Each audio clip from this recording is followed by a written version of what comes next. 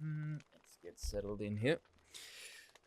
So, here is something quite shocking that has me violating something I said I would never do, and that's discuss South African politics. For a very simple reason, my country is run by a bunch of. Sorry, where was I? All right, South Africa. So, this article caught my eye yesterday because bizarrely, we ended up doing something really based, which was to tell the Green Movement hippies to go screw themselves. Fantastic. South Africa on Monday declined to join a commitment to end financing for coal production within 30 years, joining a growing list of countries that are refusing some of the United Nations' most burdensome climate change demands, a list headed by the world's worst polluter and largest burner of coal, China. Ugh. See, this is why the United Nations is a worthless arsehole that needs to fuck off into obscurity. These people make China look based and ballsy. Congratulations, you stupid pricks. But anyway, well done. So before I get into this, I'm not going to just be talking about South Africa, so this may be a long video because I have a lot to say about this. And I do want to ramble a bit about the United States, Russia, and China. Because is anyone in the West going to say jack shit to China? Hell no, because all of their stuff is made in China. They have investments there. So they aren't going to say or do a damn thing, but grovel to China like the pathetic, sackless hypocrites that they are. If China's energy costs are going to go up, all of their production costs are going to go up, and they would lose money. So is it any wonder why everyone does their manufacturing in China? Climate change my shiny silver ass, you two-faced bunch of pricks. Just to deviate for a moment, with what I said from one of my previous videos of Biden cratering the entire green movement to pieces, showing it to be a money-grabbing farce, climate change is nothing but an eco-fascistic scam, these people do not give a crap about the environment. Heaven's sake, these people fly in on private jets to discuss the climate. If that alone doesn't make you at least somewhat skeptical, you're an idiot. One headline I saw said, "The egos have landed." I thought that was pretty good, right on the money as well. You couldn't do all of this on Zoom. Why? No, you need a grand posturing global summit and dress it to the nines to sell the seriousness of the situation. That crap is a sales gimmick. So one of the things we learned, there is nothing in the Paris Climate Accord forbidding the extraction and selling of fossil fuels. The only one at fault is the country that ends up ultimately burning it, which should tell you it's got nothing to do with the climate. It's just a resource allocation scheme on a global scale. You can, in theory, as far as I can tell, simply extract all of your natural resources and sell it to a country that's not part of this entire shambolic movement, and they can burn away and give the rest of the world the middle finger and moon them, which is what China does.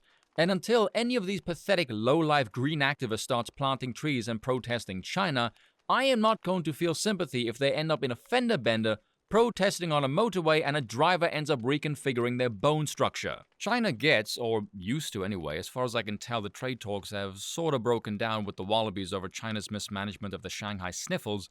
They used to get most of their coal from Australia. Now, let me ask you guys a question. Have any of you ever heard in your entire life anyone complain about fossil fuel extraction and sale from one country to another with regards to global emissions of CO2? Because I sure shit haven't. I haven't heard anyone talk about Russia's CO2 emissions via the Nord Stream 2 pipeline. I've never heard anyone talk about OPEC CO2 emissions. No one ever talks about the damn fossil fuel costs, both in terms of emissions and fiscally getting it from point A to point B. This is why Trump was able to reduce CO2. He reduced the traveling distance from point A to point B through at-home production of energy. And from the looks of it, that was pretty substantial. It's quite simple. Now, I've heard foreign policy wonks talk about how much power Russia now holds over Europe, both fiscally and economically, what with about 20% of Germany's energy coming from natural gas, and I think around 75% of that gas comes from Russia.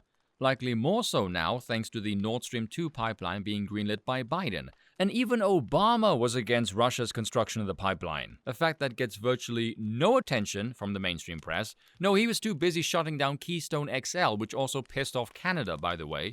And now he wants to shut off yet another pipeline in the middle of sky-high energy costs. Then blames OPEC for not pumping more oil. It is blatantly obvious this is to cripple US energy competitiveness. Or Biden is really that egotistical and stupid that he would remove something Trump did just because Trump did it. He's not reducing fossil fuel use, He's just crippling the damn US infrastructure by making everything more expensive and getting oil from a dirtier, dearer source and giving more money to foreign states. You can smell corruption from a mile off, and no one in the US press is saying a damn word. Again, Biden is a marionette. But anyway, also here is a good question. I saw a video earlier, someone asking the Pentagon, what is the biggest threat, climate change or China? This is how pathetic the US has gotten under Biden, that this is actually a serious question pitched to the Pentagon. What the fuck is the Pentagon going to do? Now, if you think China is the world's biggest polluter and you're worried about China's aggression, you can kill two birds with one stone and get the rest of the world on board to stop selling China fuel to develop. And will any of these arse-headed politicians do that? Fuck no. The pledge advanced at the COP26 Climate Summit sham in Glasgow, Scotland, proposed an end to financing for coal by 2030s for major economies and 2040s for developing nations. But of course, you can still buy the coal from developing nations because a much larger developed country can still burn that. Ever notice, at least in the mainstream, you don't know the raw figures for this stuff? It's always the percentages.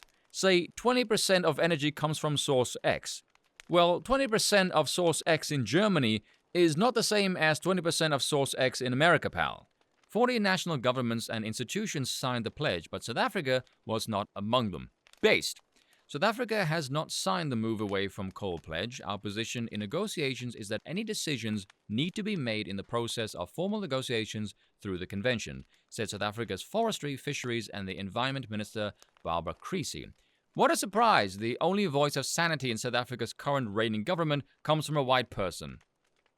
Avatar, wipe that smile off your face. That's not funny. Yes, it is. I think that we would be worried about situations where there's an increase in tendency to set up platforms and pledges that are outside of the negotiation process. We think that it disadvantages developing countries, she said. And didn't I tell you that's what this is all about? Hampering the infrastructure of developing nations? Besides objecting to the rushed process of these climate pledges, which even some climate activists deride as theatrical, toothless greenwashing because they were not negotiated and properly ratified by national legislatures, Creecy said rushing to abandon coal could damage South Africa's economy. Again, told you so. And could damage is putting it freaking mildly. People who aren't South African and don't know this, and any South African watching this can confirm, South Africa already has an energy crisis, and about 80 to 90% of our entire energy consumption comes from coal. So to stop it would be straight up economic suicide. What will happen is that the country will end up with stranded assets, and we know that in any transition there are winners and losers. The losers are seldom owners. It is normally the workers and the communities, she said. Now, when I first heard this, my initial response was, finally! Someone has some damn sanity! It's the workers and the community that suffer the immediate effects. Good Lord, of course, leave it to a damn white South African, and a woman, no less, to speak some damn sense during all of this pathetic doomsday climate shite. It pisses me off when you have these activists, or worse, these Hollywood morons. Perfect example, Joy Behar on The View, saying, why isn't Joe Manchin voting for this piece of legislation? Oh, it's because he's bought off by the fossil fuel lobby. Listen here, you greasy-ass pasty wench. You do not know the first thing about the climate, about energy, West Virginia, or Joe Manchin. You are an overpaid mouthpiece talking about matters you know literally nothing about. Shut the fuck up. Because like Aiden said, these activist morons think electricity comes from the wall. They have no idea where energy comes from at all. When they think fossil fuels, they think this. This is what they picture. And some fat cat dressed like my avatar with a cigar going, nah, profits. That's what they think. Thousands of their fellow citizens work to provide them with power that's both cheaper and cleaner than getting it from abroad. But these gaggle of gits don't know or care about any of that. They are too busy praising their own stupid governments for spending an arseload of their own money pillaging developing nations of their own resources that they can use to develop their own countries. But no, they don't give a shit about that. Ask any of those idiots, where do they think the resources for their green energy pipe dreams come from?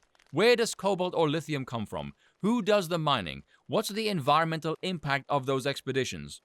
They don't know any of this, because in their deluded, short-sighted minds, all they think about is the end product. They have no fucking clue about the environmental damage done, or even the fossil fuel it takes to get to those resources, or even the human rights violations. These people don't know anything. Do you know why this pisses me off so much? It puts me in this really irritating position where I hate corporate lobbying, but then I look at the lobbyists and representatives from each state who are funded by fossil fuel industries, and my mind is going, yeah, those corporations are actually providing work and cheaper energy that benefits working families in that state. It's not as clear-cut black and white as you idiots make it out to be. You are actually making me side with the corporate lobbyists. Thanks for that, you bastards. Creasy added her government was willing to consider plans to transition from coal to natural gas, provided investors and international financiers are prepared to bankroll the transition. COP26 organizers would prefer coal-using countries skip cleaner fossil fuels entirely and move directly to renewable energy. Hell no. Because where does the money for bankrolling the transition come from? It comes from the taxpayers of first world nations.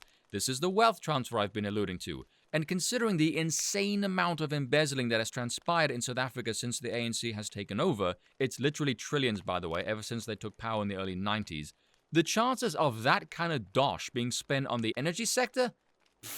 There's a better chance of the current Pope saying Pinochet did nothing wrong. As with officials from many other developing nations, Creasy endorsed the idea of climate justice, which means rich nations with a long history of industrialization, like the United States, would pay more and reduce emissions faster, giving poor countries a chance to catch up.